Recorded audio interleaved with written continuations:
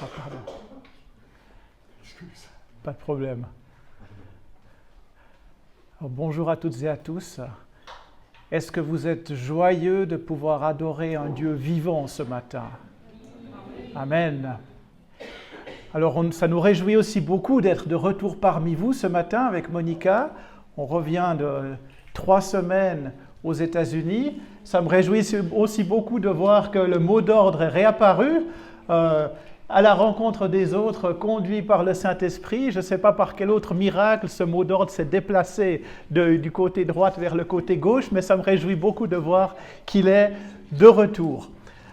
Alors c'est un message un petit peu particulier ce matin, et bien déjà pour vous dire que nous sommes évidemment de retour des États-Unis, donc un petit peu dans le décalage horaire encore. Techniquement, il est 3 heures du matin pour nous, alors on a le café ici, donc si je parle un petit peu plus lentement que d'habitude, vous saurez pourquoi. Et c'est peut-être pas une mauvaise chose d'ailleurs, si je parle un petit peu plus lentement que d'habitude. Alors c'est un message un petit peu particulier, mais il ne s'agit pas tellement de nous, de notre voyage, mais c'est surtout l'ascension. C'est le dimanche de l'ascension. Et l'ascension, c'est tellement particulier et ça ne se refuse vraiment pas d'avoir l'opportunité et le privilège de pouvoir prêcher le jour de l'ascension, comme le jour de Pâques, le jour de Noël, le jour de la Pentecôte, ou n'importe quel jour d'ailleurs, n'importe quelle opportunité de prêcher est toujours un privilège. Et donc ça me réjouit beaucoup d'être ici de retour parmi vous et de vous voir aussi nombreux ce matin. Alors l'ascension, vous vous rendez compte de ce que ça veut dire? La dernière fois que j'ai prêché ici, c'était à Pâques justement. Alors 40 jours plus tard, Jésus est élevé au ciel, il y a cette ascension. Et ce que ça veut dire, c'est absolument extraordinaire. C'est Jésus, Dieu et homme à la fois, ressuscité d'entre les morts, élevé et exalté à la droite du Père et qui intercède pour nous. On l'a chanté, on l'a proclamé tout à l'heure, c'est un Dieu vivant. Et j'aimerais vous lire quand même, pour commencer sur le sujet de l'ascension, j'aimerais quand même vous lire un de mes versets préférés dans la Bible, qui se trouve dans Éphésiens au chapitre 2, les versets 5 et 6, et qui est en lien avec l'ascension justement. Et je vous lis ces versets dans la version Colombe 78. « Nous qui étions morts par nos fautes, il nous a rendus à la vie avec le Christ. C'est par grâce que vous êtes sauvés. Il nous a ressuscités ensemble et fait asseoir ensemble dans les lieux célestes en Christ Jésus. » Mais vous vous rendez compte de ce que ça veut dire? Il nous a fait asseoir ensemble dans les lieux célestes en Christ Jésus. Ça veut dire que si tu es en Christ, tu es déjà assis dans les lieux célestes par sa présence, par le fait que lui est assis à la droite du Père et qu'il intercède pour toi. Et je trouve ce verset vraiment extraordinaire et il m'encourage toujours énormément.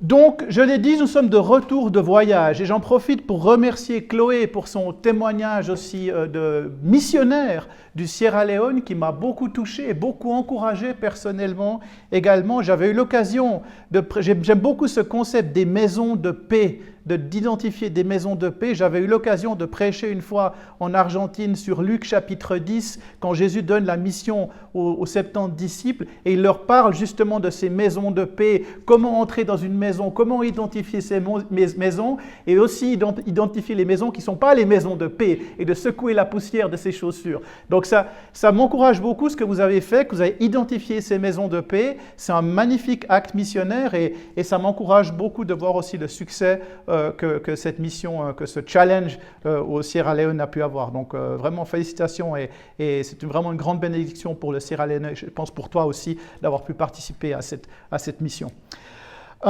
Et donc nous on est de retour de voyage. Et alors quand on revient de voyage, on a toujours la tête pleine d'images, c'est toujours bien de faire un petit carnet de voyage quand même. Et j'aime bien vous partager ça quand même parce qu'il y a des éléments en rapport avec la foi qui nous ont touchés. Donc on était en Californie 3 semaines, Monica m'a rejoint pour 1 semaine. Et on a passé pas mal de temps à Los Angeles. Et Los Angeles, c'est un endroit où il y a eu des événements assez importants par rapport à la foi. Alors je vais quand même vous montrer juste quelques photos qu'on a prises. Alors ça c'est le stade olympique de Los Angeles, c'est le seul stade en fait olympique qui a accueilli déjà 2 Jeux olympiques et qui va accueillir les 3e. Donc ils ont fait 1912, 1984 et ils vont faire les Jeux olympiques en 2028. Et dans ce stade qu'on a visité, donc c'est un monument historique à Los Angeles, il y a aussi Billy Graham qui avait fait une de ces fameuses réunions de Crusade for Christ à l'époque, dans les années 60. Vous avez peut-être connu ça, ceux qui, dans les années 70, il était aussi présent, il était venu au mouvement de Lausanne, 1974, la grande conférence d'évangélisation. Billy Graham était un des instigateurs également. Et il avait rempli ce stade. Ce stade, il avait été rempli de quasiment 200 000 personnes lors de cette prédication publique. Alors, je vous parlais de temps en temps de faire des cultes en plein air à la Blancherie. Alors, vous voyez, ça résonnait avec moi quand j'ai vu ce stade olympique. Et vous trouvez les photos sur Internet, il y a des vidéos aussi de quand il faisait ses messages. Et il faisait ça donc toute une semaine, donc tous les jours, il remplissait le stade. Et il faisait ça dans plusieurs villes aux États-Unis, mais il l'a fait à l'étranger aussi. Il était en Europe et dans beaucoup d'endroits notamment. Donc, un lieu fort qui est marquant. Et c'est intéressant parce que vous avez dans ce stade, vous avez évidemment l'olympisme. Il y a beaucoup de choses païennes dedans, évidemment, mais vous avez cette présence chrétienne qui est là avec cette évangélisation qui a eu lieu dans cet endroit historique. Et la deuxième image aussi de Los Angeles, alors je sais que ce n'est pas une église pentecôtiste ici, mais que vous êtes ouvert quand même évidemment au don du Saint-Esprit. Il y a évidemment le Azusa Street Revival, le réveil de Azusa Street, qui est un événement qui a eu lieu il y a 100 ans dans cette rue, avec cette église qui a vécu un réveil fulgurant à Los Angeles. Alors l'église n'existe plus aujourd'hui, on allait visiter la rue, mais à la place de cette église, il y a un ministère, une mission des Philippines en fait, très, très intéressant, qui a ouvert, qui a racheté le bâtiment et qui a fait ce Azusa Street Prayer Tower, donc tour de prière. Et il y a des prières en continu qui ont lieu, donc vous pouvez entrer et il y a des gens qui prient, vous pouvez vous joindre, vous pouvez prier en continu dans cette église. Donc ce réveil fulgurant, il a eu lieu pendant environ 15-20 ans, donc il y a une centaine d'années, mais l'endroit continue à avoir ce dynamisme pour la prière encore aujourd'hui.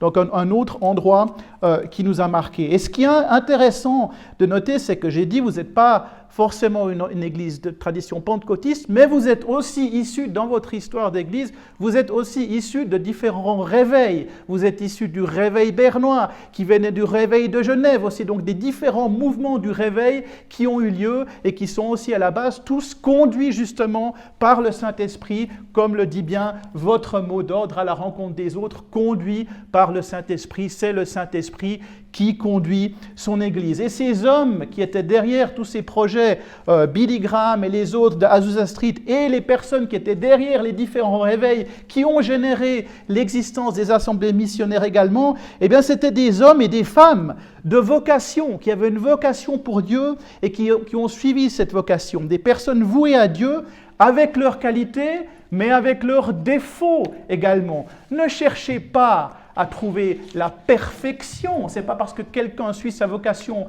avec Dieu qu'il est forcément un homme ou une femme absolument parfait. Ça n'existe pas. Ne cherchez pas cette perfection. D'ailleurs, les missionnaires et ces personnes de vocation n'étaient pas toujours des personnes faciles à vivre. C'est des fois des caractères assez bien trempés. Quand je lis les lettres de Paul dans la Bible, j'ai toujours l'impression que Paul, ça ne devait pas être quelqu'un de très très facile. Quand on voit le ton qu'il emploie de temps en temps, ça ne devait pas être quand il allait visiter des églises et qu'il délivrait un message et qu'il disait voilà, ça va pas, ça va. J'ai l'impression que c'était assez tranché. Mais voyez comment Dieu a utilisé ces personnes pour construire son église et appeler les pécheurs à se repentir et accepter Jésus dans leur vie. Des hommes de vocation qui entraînent d'autres vocations. Alors j'aimerais parler aujourd'hui de la vocation de Dieu dans ta vie. Comment trouver ta vocation? Et j'aimerais le faire à l'exemple de la vie de Néhémie. On m'a donné un sujet libre aujourd'hui puisque nous avons fini la longue série des rencontres de Jésus dans l'évangile de Jean. Alors j'ai eu carte blanche aujourd'hui, merci, pour faire un sujet libre. Alors le sujet c'est Néhémie, comment trouver ta vocation, et une petite introduction, un survol du livre de Néhémie. Alors qui est Néhémie? Néhémie c'est un personnage important de l'Ancien Testament qui est principalement connu pour son rôle dans la reconstruction des murs de Jérusalem après l'exil babylonien. Le nom de Néhémie veut dire « consolé par Dieu » ou « Dieu console ». Alors Néhémie, ce n'était pas un prophète, c'est important de ne pas confondre, ce n'est pas un prophète, c'était un fonctionnaire à la cour du roi Artaxerxès de Perse. Et il écrit finalement un journal historique d'un événement important pour Israël. Et son livre, le livre de Néhémie, qui se trouve juste après, entre Esdras et Esther, dans l'Ancien Testament, raconte justement ses efforts, les efforts de Néhémie pour restaurer la ville de Jérusalem et réformer la communauté juive de l'époque. Et il va faire une chose extraordinaire, ce Néhémie, c'est qu'il va reconstruire les murs de Jérusalem en 52 jours. C'était ça, sa vocation. Alors, comment trouver et remplir ta vocation, l'appel de Dieu dans ta vie? Aujourd'hui, j'aimerais vous donner quelques éléments pour découvrir votre vocation. Et Dieu, il a une vocation pour vous. C'est déjà une très bonne nouvelle.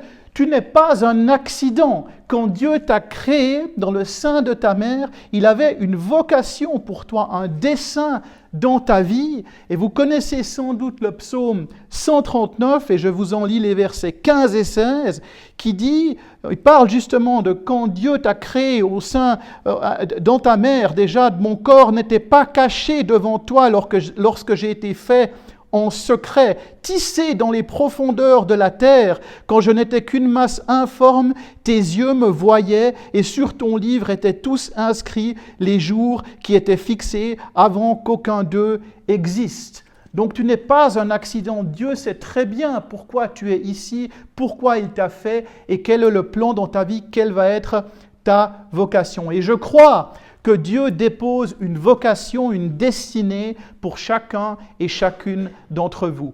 Une vocation spécifique. Vos talents, vos aptitudes, vos expériences, tout cela, ce n'est pas là par hasard. S'il vous a donné ces qualités, c'est parce qu'il avait un projet pour votre vie. Et la vérité, c'est que Dieu veut que tu découvres cette vocation. Et l'autre vérité, c'est que l'ennemi veut bien sûr tout faire pour te décourager de suivre ta destinée. Tu es trop vieux, tu es trop jeune, tu n'as pas d'expérience, tu n'es pas capable, etc. Mais peu importe comment tu es actuellement, même si tu ne marches pas avec Jésus constamment, si tu n'es pas encore en train de servir le Seigneur, ou si tu viens simplement un peu à l'église le dimanche comme ça, pour voir du monde, peu importe si tu pêches encore beaucoup, hier et encore aujourd'hui, Jésus place quand même une vocation dans ta vie. Dieu t'appelle à revenir vers lui si tu t'es égaré dans ta conduite. Peu importe tes erreurs passées et présentes, Dieu a une vocation pour toi et la question c'est comment la découvrir ou peut-être comment la retrouver si tu t'es justement égaré en chemin. C'est un message pour nous tous. Et quand vous sortirez d'ici, j'espère aujourd'hui que vous saurez comment faire pour trouver votre vocation selon le plan de Dieu avec les quelques éléments que je vais vous donner. Et je crois qu'on peut apprendre ça dans la vie de Néhémie. Il habitait en pays étranger à l'époque, au début de sa mission, de sa vocation. Alors je ne sais pas combien d'entre vous sont nés ici au Jura. Combien d'entre vous sont nés au Jura ? Quand même la plupart. Qui n'est pas né au Jura? Qui est né ailleurs? Ah, quand même pas mal, ouais. Et ceux qui sont nés au Jura, qui a vécu à un moment donné hors du Jura? Ouais, voilà. Donc, on peut dire que vous avez quand même tous été un peu à un moment donné, vous êtes soit aujourd'hui vous êtes un peu des exilés ou vous avez été des exilés à un moment donné parce que vous avez vécu dans un endroit autre que celui où vous êtes nés. Donc, vous êtes tous un petit peu comme Néhémie parce qu'il habitait, lui, en exil chez les Perses. Il habitait chez les Perses et c'était l'exil babylonien, évidemment. Et il avait un job, ce Néhémie. Il avait un job qui ne payait pas beaucoup, mais il avait un job important. Et ce travail qu'il avait, nous dit la Bible, ce n'était pas sa vocation, ce travail. Et vous devez commencer par apprendre que votre travail, votre métier ou votre profession, ce n'est pas forcément votre vocation selon Dieu. Moi, j'ai un métier d'expert juridique que j'aime beaucoup pratiquer, mais ce n'est pas ma vocation. Monica, elle a un métier d'analyste financière qu'elle aime beaucoup pratiquer, mais ce n'est pas sa vocation non plus. C'est une chose d'avoir un métier et c'est une autre chose d'avoir une vocation, un appel de Dieu. Et certains d'entre vous vont suivre leur vocation, un appel de Dieu, et vous allez répondre à cet appel et vous n'allez pas être payé pour cela. Vous n'allez pas être payé pour cela. En réalité, quand vous découvrez vraiment votre vocation, vous allez la poursuivre, peu importe si vous êtes payé ou pas. Alors si vous êtes payé en plus de ça, alors quelle bénédiction! Quand vous avez le privilège d'être pasteur salarié qui suit sa vocation et qui est salarié, vous suivez votre vocation et en plus, une église vous paye pour cela, c'est une très grande bénédiction. Mais je sais que ceux qui suivent leur vocation, ils le feraient même s'ils n'étaient pas payés. Alors attention, je dis pas aux églises d'arrêter de payer leurs salariés et de payer leurs pasteurs. On a 5 salariés à l'église de Bâle et on est bien content de les avoir parce qu'on est une église de 300 personnes et puis on a bien, si on n'avait pas ces salariés, je ne sais pas comment on aurait fait entre les anciens, on serait tous partis au burn-out déjà, y compris moi-même, avec tout le travail que ça donne. Donc je ne dis pas ça, mais ce que je dis, c'est que quand Dieu t'appelle vers ta vocation, qu'il te donne des aptitudes, des dons pour quelque chose, tu suis cet appel, qu'on te paye ou non pour le faire. Alors Néhémie, son job, c'était quoi? Tu peux peut-être juste mettre la carte où on voit Néhémie. Voilà. Alors Néhémie, il est dans la ville de Suse. Ça n'a rien à voir avec la boisson alcoolisée. Hein. C'est la ville de Souche en territoire. C'était en Perse, c'est le territoire aujourd'hui de l'Iran. C'est une ville qui existe encore. C'est une ville d'exil babylonien, donc où les Juifs étaient exilés. Il était à Suse et il est en exil donc avec les Israélites et il reçoit la visite d'un de ses frères de Jérusalem qui lui parle de la situation à Jérusalem. Et il lui dit que oui, le temple avait été reconstruit déjà, mais le peuple est en détresse car les murs de Jérusalem n'avaient pas été reconstruits. Donc il y avait tout le temps des invasions, des peuples étrangers qui venaient les attaquer et les menacer. Donc il sent à ce moment-là, quand il entend ce témoignage, il va ressentir une profonde tristesse en apprenant la désolation de Jérusalem. Et puis la Bible nous dit qu'il va pleurer, il va prier, il va jeûner pendant plusieurs jours. Alors quand j'ai entendu ça, et je n'avais pas ça dans mon message, mais j'ai dû rajouter quand même, quand je suis venu dans l'avion, j'ai dû rajouter quand même, je dois parler de ça, si tu peux mettre le slide suivant. Ce qui est arrivé en Valais, vous avez tous vu les images, ce qui est arrivé à Blatten, parce que ça colle directement avec ce que je voulais vous dire par rapport à Néhémie. C'est un peu ce que lui, il a dû ressentir quand on lui a parlé de Jérusalem. Il a ressenti que tout était détruit, et puis il n'était pas là parce qu'il était en exil justement. Alors pour vous dire comment nous, on a appris la nouvelle, on était aux États-Unis, hein, donc juste le jour après, c'était le 28 je crois, le jour d'Ascension, juste après. Alors on était le matin au petit déjeuner, nouvelle mondiale. Aux États-Unis, ils te montrent principalement du baseball, du football américain, de la politique, les finances à la télévision. Et on prenait le petit déjeuner et tout d'un coup, flash, global, des nouvelles, un village englouti en Suisse par un éboulement. Et puis on voit ça, et puis, or les Américains, pour eux, c'était un fait divers, ils ne connaissent pas le village. Moi, je sais, il y avait un couple de retraités à côté de nous, puis la dame, elle se contente de dire en voyant les images, ouais, il ne fait pas très beau chez eux, c'est tout ce qu'elle a trouvé à dire. Tout ce qu'elle a trouvé à dire. Et puis nous, moi j'ai dit, mais attends, mais je connais quand même le Lutschenthal, je connais quand même un petit peu. Et puis, alors je ne vous avais pas dit, mais dans ma famille, il y a des Valaisans. Du côté de mon papa, moi, ils ont tous grandi à Crans-Montana, donc il y a quand même des connexions valaisannes. Alors après, on a regardé les nouvelles suisses quand même. Puis là, je voyais Darbelay, après qu'il y avait Darbelay en larmes. Puis là, j'ai été touché, là, j'ai eu la larme à l'œil quand je dis, mais attends, mais c'est quand même un peu mon pays, et qu'est-ce qui est détruit là? Alors, il y a eu une victime, hein, on sait, mais ils ont quand même évacué à temps. Mais je vois ça, et j'ai eu des gens qui ont leur vie qui était détruite, des gens qui étaient vraiment dans la détresse profonde. Et là, j'ai été touché. Alors, peut-être pas au point de Néhémie, d'en faire ma vocation et de dire maintenant, je vais aller dans le Lutschenthal, reconstruire, ouvrir un ministère. Mais peut-être que ça va susciter des vocations.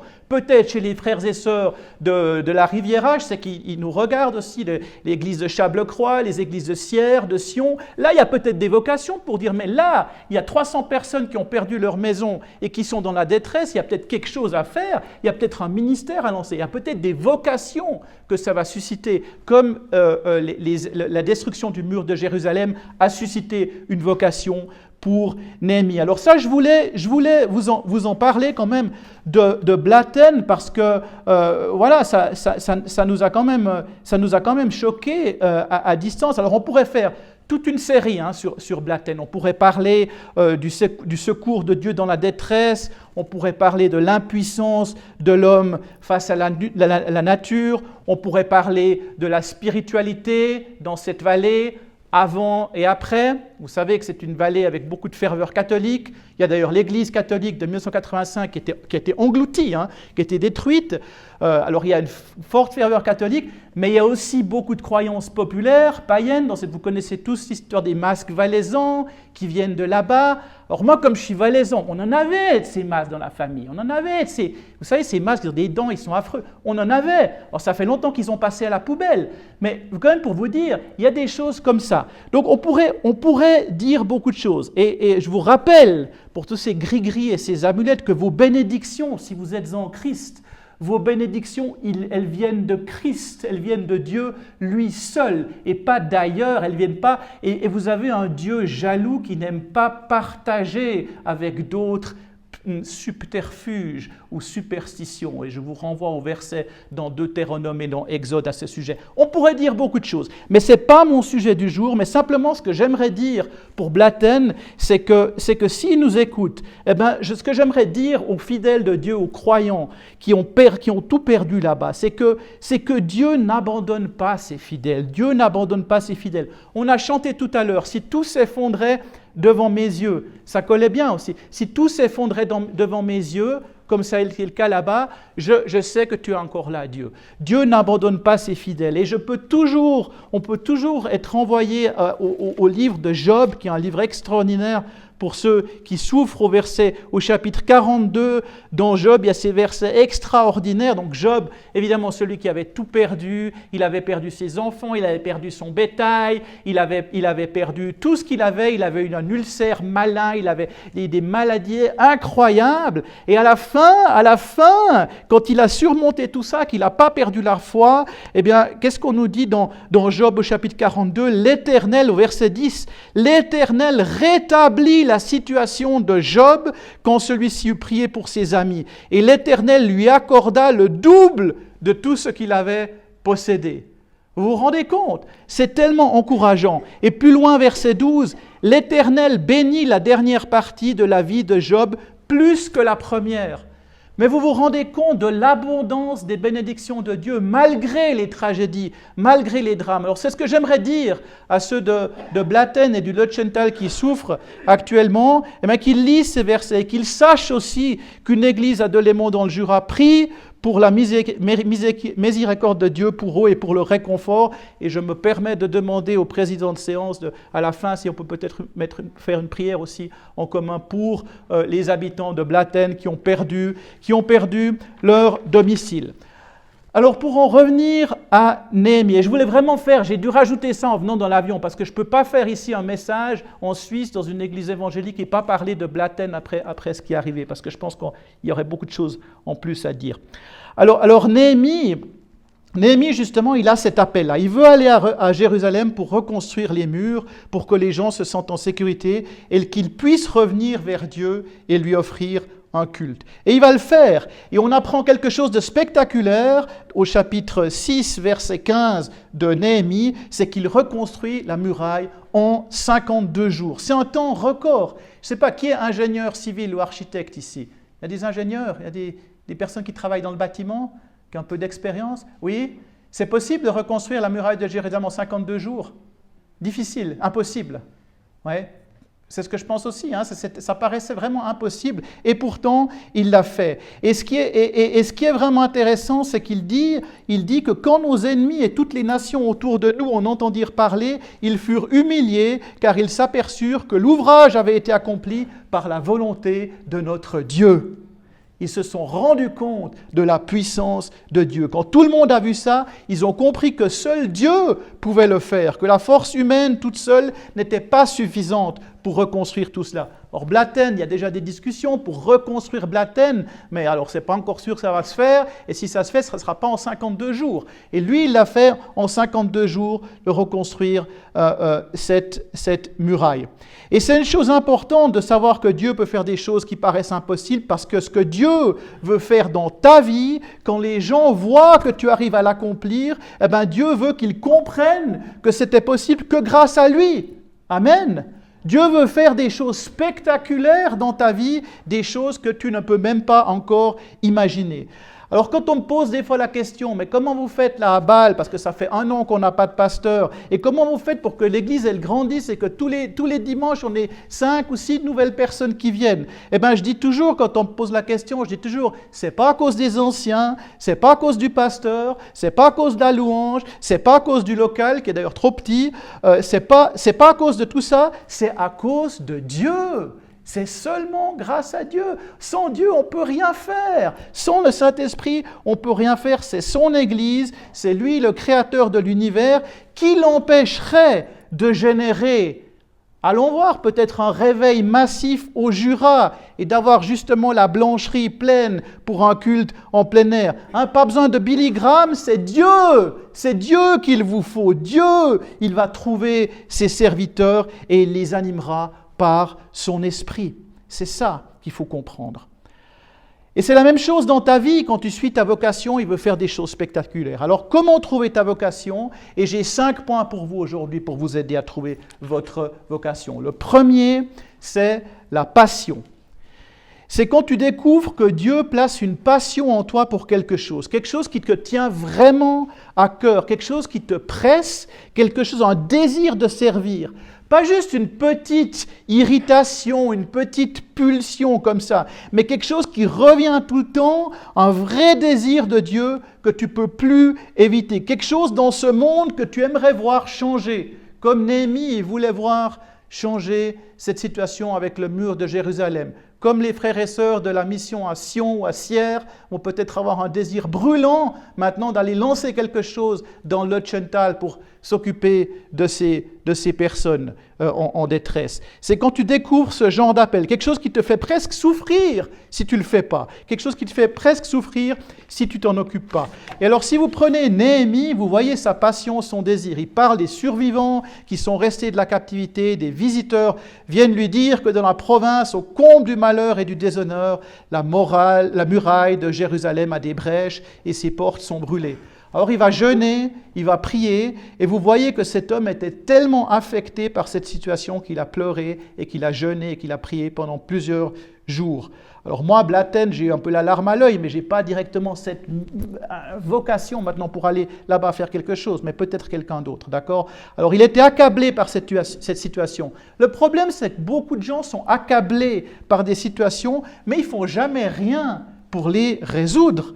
Mais lui, il était tellement accablé qu'il a dit « Oui, je dois faire quelque chose ». Alors vous saurez, quand vous êtes face à votre vocation, quand vous commencerez à réfléchir à quoi faire, quand vous commencerez à planifier dans votre tête, dans votre cœur, quand vous commencerez à voir comment résoudre cette chose qui vous accable. Alors je ne connais pas vos vies en détail, je ne sais pas ce que c'est, mais il y a quelque chose qui ne te laisse pas tranquille, il y a quelque chose que tu aimerais aussi voir changer dans ce monde. Il y a un désir que Dieu a placé dans ton cœur, et c'est ce qu'a fait Néhémie, car il avait vraiment la passion par rapport au fait que les murs étaient détruits. Il avait une passion pour les reconstruire. Et alors il va chercher des opportunités pour changer la situation. Et je peux vous donner un exemple personnel parce que j'aime bien vous partager des choses personnelles. Quand j'habitais aux États-Unis il y a plusieurs années et je ne connaissais pas encore Monica et j'avais une passion pour quelque chose, pour un ministère qui... Dans la rue, il y avait des Sud-Américains et des Latinos et qui étaient des travailleurs journaliers en fait qui cherchaient un job pour la journée et je les voyais tous les jours quand je passais devant avec la voiture en allant au travail et ils attendaient là pour faire soit du jardinage, soit de la peinture. Puis je me disais toujours mais il faudrait pouvoir leur apporter la parole. Il faudrait pouvoir faire quelque chose de l'évangélisation de rue. Mais je n'étais pas encore très expérimenté, je n'avais pas fait d'études de théologie, je ne connaissais pas bien la Bible. Et je dis, mais et puis je parlais espagnol, mais je n'avais pas le courage d'aller tout seul leur parler. Et puis je priais, je disais, oui, mais Seigneur, il y a sûrement, j'étais dans une grande église aux États-Unis, il y avait plein de latinos aussi, je disais, tu vas peut-être m'envoyer un frère de mon église qui parle espagnol, et puis on va aller ensemble évangéliser dans la rue. Puis je priais, et puis il n'y a pas de frère qui est venu. Mais au même moment, j'ai rencontré Monica, et puis c'est Monica qui est venue avec moi dans la rue faire de l'évangélisation en espagnol. Et puis non seulement elle est devenue partenaire de mission, mais c'est aussi devenue mon épouse après. Voilà. Amen. Je rends grâce au Seigneur pour ça, vraiment. Donc, conseil aux célibataires aussi, si on a parmi nous. Concentrez-vous d'abord sur votre mission. Et après, le partenaire ou la partenaire, vous allez la trouver après. Hein, donc, concentrez-vous sur votre mission. C'est un conseil que je peux vous donner ici. Mais je n'ai pas l'habitude de donner des conseils de couple comme ça, mais ça, c'est peut-être un conseil, voilà, si vous cherchez un partenaire. Donc voilà, si vous avez... Donc je répondais simplement à un appel. Et en fait, quand Dieu va te placer ça dans ton cœur, ça va être tellement clair qu'il va aussi, il va te le montrer et il va aussi t'ouvrir des possibilités. Et ça, c'est mon prochain point, c'est le deuxième point. Quand Dieu te donne une vocation, il te donne aussi les opportunités de l'exercer. Il ouvre des portes d'opportunités par les circonstances qu'il te donne. Alors moi, j'étais dans cette rue, je voyais ces latinos, ils étaient devant mes yeux tous les jours, ils étaient là. Donc Dieu me les présentait, il me les mettait devant, il disait, vas-y, fais quelque chose. Donc il m'a donné ces possibilités. Et Néhémie, on voit au chapitre 2, dans Néhémie, qu'il était donc, il était devant le roi avec un visage triste. Et le roi lui demande, mais pourquoi as-tu le visage triste? Parce que le roi l'avait jamais vu, il était serviteur du roi, il l'avait jamais vu triste avant. Et Néhémie va lui dire, mais pourquoi ne serais-je pas triste alors que la ville de mes ancêtres est détruite? Et le roi lui demande, mais que désires-tu alors? Et Néhémie prie Dieu et il demande au roi de l'envoyer en Judée pour rebâtir la ville. Parce qu'il n'avait pas les moyens, Néhémie, avec le salaire qu'il avait. Il ne pouvait pas financer toute une expédition pour aller à Jérusalem. Alors il demande à son patron, au roi, il va lui demander, je suis triste parce que j'aimerais aller là-bas. Et alors le roi lui demande, combien de temps seras-tu loin? Et il lui donne une durée. Le roi le laisse partir. Le roi lui ouvre une porte. Cela veut dire que Dieu, parce qu'il avait prié avant, cela veut dire que Dieu lui donne une possibilité. Il n'est même pas obligé de quitter son job. Il pourra le reprendre à son retour. Mais Dieu lui ouvre une porte pour aller à Jérusalem et pour répondre à cet appel. Et c'est un point extrêmement important. Imaginez, il dit au roi, je veux retourner chez moi, donne-moi congé. Et le roi le laisse partir. Il ouvre cette possibilité pour lui. C'est comme si tu vas demander à ton chef au boulot, « Oui, mais j'aimerais partir 3 ans en mission au Costa Rica ou au Sierra Leone. » Et ton chef, il te dit, « Oui, c'est bon, vas-y. » Et puis quand c'est fini, tu reviens, puis je te reprends. Et d'ailleurs, je connais des témoignages de missionnaires qui ont eu des situations comme ça, qui ont demandé à leur chef, « Est-ce que je peux partir ?» Il dit, « Oui, c'est bon, tu peux y aller. » À la surprise générale, parfois un chef qui n'était même pas croyant, qui leur a ouvert des portes. Mais il faut d'abord poser la question. Il faut avoir le courage de poser la question. Quand Dieu veut que tu suives ta vocation, il t'en donne la possibilité. Et s'il n'ouvre pas ces possibilités, alors ça ne sert à rien d'essayer d'enfoncer les portes non plus. Ça veut dire simplement que soit c'est pas ce que Dieu veut que tu fasses, ou alors c'est pas le bon moment. Il faut attendre le bon moment, les moments d'opportunité que Dieu a préparés. Mais commencez par poser la question, par frapper à la porte. Matthieu 7,7, vous connaissez tous, frappez et on vous ouvrira. Si tu sens que Dieu aimerait que tu fasses quelque chose, tu poses la question. Mais si la porte n'est pas ouverte, ça veut dire que ce n'est pas ce qu'il veut ou alors ce n'est pas le bon moment. Alors, rappelez-vous d'attendre le bon moment. Et je dis aux gens qui se sentent appelés à un certain ministère, oui, vous avez l'impression d'être appelés au ministère, eh bien je dis que Dieu vous ouvrira des portes pour ce ministère en temps voulu. Je suis sûr que ceux qui veulent prêcher, par exemple, Dieu leur montre déjà des opportunités, peut-être même sans diplôme ou formation en théologie. Il y a des gens dans la rue, et des gens dans les prisons, et des gens dans les maisons de retraite. Je ne sais pas pourquoi tous ceux qui veulent prêcher veulent forcément prêcher dans une église. Sois joyeux s'ils t'envoient prêcher dans les prisons. Si tu as une passion, pour la prédication, pour l'évangélisation, peu importe, tu vas te prêcher à toi-même, tu vas prêcher dans ta voiture, chez toi, au kiosque biblique, à la Migros. Tu as tellement hâte de partager l'évangile avec quelqu'un. Si tu as cette passion, Dieu va t'ouvrir plein de possibilités, et ces possibilités sont déjà là en ville de Delémont ou partout au Jura où vous habitez. Moi, je me souviens quand j'étais prêt, quand j'avais fait des études de théologie, je priais, je disais, Dieu, je suis prêt, mais je ne sais pas dans quelle église prêcher. Et je n'ai pas envoyé des candidatures de gauche à droite, j'ai attendu la possibilité. Un jour, j'ai reçu un coup de fil. D'abord, c'était l'église à Montreux qui avait besoin de quelqu'un pour remplacer le pasteur pendant 2 mois. Alors, ça a été une première opportunité. Après, un jour, j'ai reçu un coup de fil par rapport à Delémont. Maintenant, je suis ici. Après, à Bâle, on m'a demandé, en absence de pasteur aussi. Voilà, il y a des portes qui se sont ouvertes comme ça pour la prédication. Donc, Dieu te donne des possibilités. Et le troisième point, c'est que Dieu te donne des ressources. Dieu pourvoit, il te donne les ressources pour le faire. Et j'aimerais vous lire dans Néhémie, au chapitre 2, les versets 7 à 9, qui vont vous montrer comment Dieu a donné les ressources nécessaires à Néhémie pour sa mission. Donc le roi l'avait laissé partir, mais il n'avait pas encore les moyens financiers pour tout reconstruire. Alors voici ce que Néhémie va demander au roi, chapitre 2, verset 7. « Puis je dis au roi, s'il plaît au roi qu'on me donne des lettres pour les gouverneurs des provinces de l'autre côté du fleuve, afin qu'ils me laissent passer jusqu'à mon arrivée en Juda, et une lettre pour Asaph, garde forestier du roi, afin qu'il me fournisse du bois de charpente pour les portes de la citadelle près du temple, pour la muraille de la ville et pour la maison où je me rendrai. Le roi me l'accorda, car la bonne main de mon Dieu était sur moi. » Alléluia! Mais vous vous rendez compte, il lui a tout donné. Il lui a donné des lettres de passage, il lui a donné le bois pour construire. Le roi des Perses, Artaxerxès, il n'est pas juif, mais il lui donne tout pour faire son projet à Jérusalem. C'est absolument extraordinaire. Il lui donne tout ce dont il avait besoin et en plus, il lui donne même des hommes pour l'accompagner et des soldats de l'armée pour l'aider. Alors vraiment, quand Dieu te donne une vocation, il va t'aider, il vous donnera des ressources et je vous parle de ressources matérielles, financières et logistiques, pas uniquement des ressources spirituelles. Dieu va vous donner ça. Alors laissez-moi bien vous préciser une chose. Attention, je ne vous dis pas de quitter votre job. Ne quitte pas ton job. Alors, vous aimez les paroles prophétiques peut-être. Alors, moi, je ne donne pas de paroles prophétiques, mais je vous en donne une ce matin. Ce n'est pas mon habitude, mais la voici. La parole prophétique, c'est ne quitte pas ton job. Ne viens pas dire, ah, je sens que Dieu m'appelle à ouvrir une église, à partir en mission, car je déteste mon job, alors je quitte tout. Je fais un pas de foi. Non, ça, ce n'est pas un pas de foi, ça, c'est une bêtise.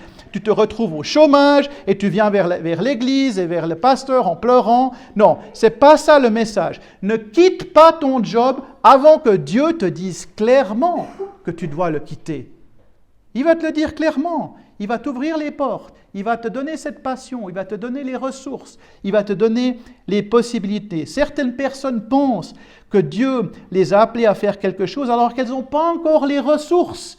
Alors ne quittez pas votre travail, ne sautez pas du cheval sur lequel vous êtes jusqu'à ce qu'un autre cheval passe en courant, qui est déjà prêt à vous prendre. Parce que tant que Dieu ne vous a pas donné de quoi prendre soin de votre famille, de prendre soin de votre maison et de vos besoins, ne sautez pas de ce cheval si vous avez un job. Même si ce n'est pas le job de rêve que vous avez. Parce que c'est quand même une bénédiction, parce que ce job, c'est quand même Dieu qui vous l'a donné à un moment donné. Et c'est lui qui va vous dire à quel moment vous devez changer de cap. Il va vous le dire clairement.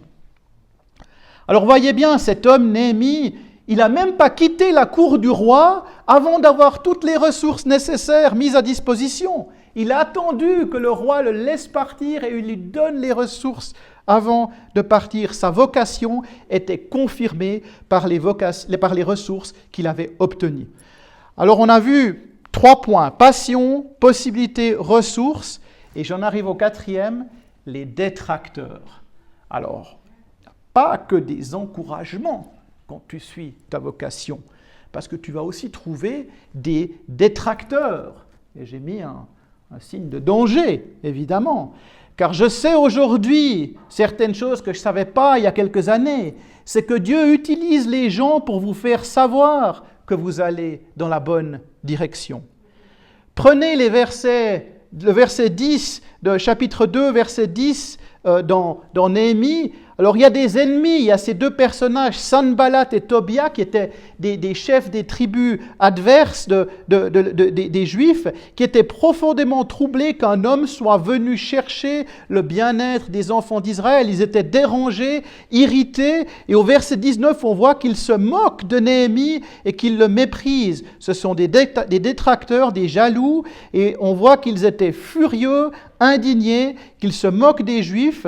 Et que font ces gens? Eh ben, ils disent, on voit les Juifs, ils sont en train de se fortifier, alors qu'est-ce qu'ils vont faire? Ils vont recommencer à offrir des sacrifices. Est-ce qu'ils vont achever leur ouvrage dans la journée? Est-ce qu'ils vont faire revivre les pierres du tas d'ordures? Ça, c'est les paroles qu'ils utilisent.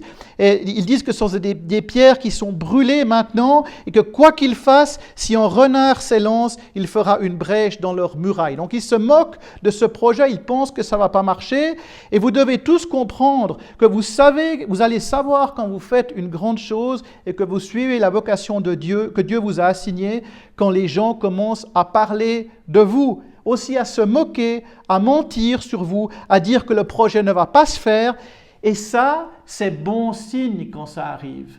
Alors c'est paradoxal, vous allez dire, ah, mais non, mais si Dieu il ouvre les portes, tout devrait être facile. Eh bien non, il y aura des détracteurs, il y aura de l'opposition. Et si on se décourageait à chaque opposition, eh bien il n'y a aucun, Billy Graham, il n'aurait pas fait ses croisades, et puis le Azusa Street, il n'aurait pas eu lieu parce qu'ils avaient des oppositions, ils avaient des détracteurs. Il y avait ceux qui disaient, ouais, mais ça ne va pas, c'est trop grand, ils ne devraient pas faire dans des stades. Et puis à Azusa Street, il y avait des détracteurs, même parmi les pentecôtistes, il y avait des détracteurs qui disaient, ouais, c'est pas juste, c'est pas comme ça qu'il faut faire. Il y aura toujours ça, il y aura toujours, vous ne pouvez pas l'éviter, d'accord?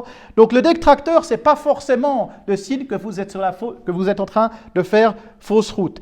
Alors je ne sais pas si ça vous est arrivé, je ne sais pas si ce message c'est pour quelqu'un ici, mais quand les détracteurs commencent à vous critiquer, eh ben, au lieu de vous plaindre d'eux, au lieu de vous battre contre eux pour essayer de les surmonter, eh ben, levez simplement les mains et louez le Seigneur parce que ça signifie que vous allez dans la bonne direction. Et Psaume 63 nous dit que c'est Dieu qui fermera la bouche des menteurs. C'est Dieu qui fermera la bouche des menteurs. Ce n'est pas à toi de te défendre. Ce n'est pas à toi de prouver leurs mensonges. Vous n'êtes pas obligé de le faire. C'est Dieu qui le fera. Donc ce que tu dois faire, c'est qu'au lieu d'essayer de trouver le menteur, tu dois aller de l'avant et louer Dieu. C'est une indication que tu vas dans la bonne direction. Vous allez avoir des détracteurs, ne soyez pas choqués, ne soyez pas découragés. David, dans sa lutte avec Goliath, avant sa lutte avec Goliath, ses propres frères se moquaient de lui quand il est arrivé sur le champ de bataille. Ils disaient, mais que fais-tu ici? Tu es faible, tu es juste curieux de voir notre bataille, parce que ses frères étaient dans l'armée, et lui pas. On va dire, ouais, mais tu es curieux de nous voir à la bataille. Et le roi lui-même s'est moqué de lui, et Goliath lui-même s'est moqué de lui. Il a dit, mais je suis quoi? Je suis un chien parce que tu viens chez moi avec des bâtons. Mais Dieu lui a bien fermé la bouche à Goliath. Vous savez comment il a fini, Goliath, n'est-ce pas? Non, les détracteurs ne peuvent pas vous arrêter. Ils parlent de vous, ils mentent sur vous, ils vous scandalisent, ils essayent d'abîmer votre nom et votre réputation, mais ça signifie que Dieu vous a mis sur la bonne voie.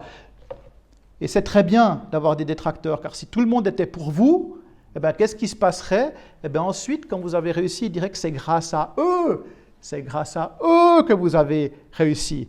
Vous connaissez tout ça, le collègue au travail qui prétend que c'est grâce à lui que vous avez tout appris alors qu'il ne vous a jamais aidé à rien faire. Mais il dit que c'est grâce à lui. Mais quand Dieu t'élève à la position qu'il a prévue, ce n'est pas pour que quelqu'un d'autre se vante de ton succès. Non, le crédit doit en revenir à Dieu seul. Amen. C'est tout pour sa gloire, car c'est l'œuvre de Dieu dans ta vie. Tu ne le fais pas pour plaire aux autres. Ce que tu fais, tu dois le faire pour plaire à Dieu.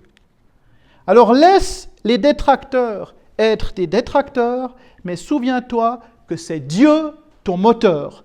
Et tu peux dire à ton voisin et ta voisine, Dieu est ton moteur. Dieu est ton moteur. Dis-lui, Dieu est ton moteur. Dieu est ton moteur. Mais tout cela, ça ne fonctionne pas sans mon dernier point. Alors Néhémie, il avait des détracteurs, oui, mais Dieu ne l'a quand même pas laissé construire la muraille tout seul, parce que Néhémie, il avait des partenaires. Amen. Amen. On va finir sur une bonne note quand même. Il avait des partenaires. Prenez chapitre 2, verset 12. Quand il arrive à Jérusalem, Néhémie, il y passe 3 jours. Il se lève dans la nuit, mais il dit aussi qu'il y a déjà quelques hommes avec lui. Il a déjà des partenaires qui marchent avec lui. Dieu vous donne des partenaires pour arriver à votre vocation. Alors je vous dis et je vous proclame ce matin que pour aller vers votre vocation, Dieu mettra quelques personnes autour de vous. Et vous savez que j'ai découvert que quand Dieu met quelques personnes autour de vous, ce sont toujours les gens avec les dons dont vous avez besoin précisément pour faire ce que vous ne pouvez pas faire vous-même. Ça m'est arrivé plein de fois que j'étais dans un ministère ou dans une activité d'église. Il y a des choses que je fais mieux que d'autres, il y a des choses que je ne sais pas du tout faire. Et il y avait toujours quelqu'un autour de moi qui était capable de faire les choses que moi je ne savais pas faire. Parce que Dieu, il vous place les bonnes personnes autour de vous. Et il dit au verset 17-18, toujours chapitre 2, levons-nous, ils disent levons-nous et bâtissons pour aider Néhémie. Et au chapitre 3, Néhémie va mentionner toutes les familles qui vont aider à la reconstruction. Les gens qui sont venus avec lui, ce sont les gens que Dieu a mis autour de lui, les partenaires qui l'ont rejoint. Et ils disent, levons-nous et construisons, puis ils ont mis ensuite la main à la pâte. Dieu lui a donné des gens pour le rencontrer, et c'est une chose importante, car Dieu n'a jamais voulu qu'aucun d'entre nous fonctionne isolément, en électrons libres. Nous ne sommes pas des îles pour nous-mêmes. Vous saurez quand le moment est venu pour vous d'avancer dans votre vocation prévue par Dieu, quand Dieu vous donne des possibilités. Il va vous donner une passion, il va vous donner des possibilités, il va vous donner des ressources et il va vous donner des partenaires pour cette mission. Vous allez avoir des petits jaloux aussi, mais Dieu ne veut pas que vous essayiez de faire votre œuvre tout seul. Il va vous donner des partenaires qui vont vous rejoindre et tout ce dont vous avez besoin, c'est de quelques bonnes personnes, quelques bons hommes et femmes, quelques bonnes personnes. Vous n'avez pas besoin d'une armée, vous avez besoin de quelques-uns pour vous aider déjà à avancer. Et souvent, ça suffit déjà pour faire de grandes choses. Vous allez avoir besoin d'un ingénieur, vous allez avoir besoin d'un maçon, vous allez avoir besoin d'un avocat, vous allez avoir besoin d'un professeur, vous aurez besoin d'un cuisinier, vous aurez besoin d'un prédicateur, vous aurez besoin de quelqu'un pour vous aider. Vous ne pouvez pas le faire tout seul. Si Dieu te donne personne pour t'aider, alors ce n'est pas le moment. Tu as besoin d'aide, tu as besoin de quelqu'un pour t'aider. Si tu n'as pas encore donné toutes ces ressources, ces personnes, attends le bon moment, il va te les donner. Alors ne soyez pas choqués par les détracteurs et les menteurs, ne les laissez pas vous faire abandonner, ça serait beaucoup trop facile.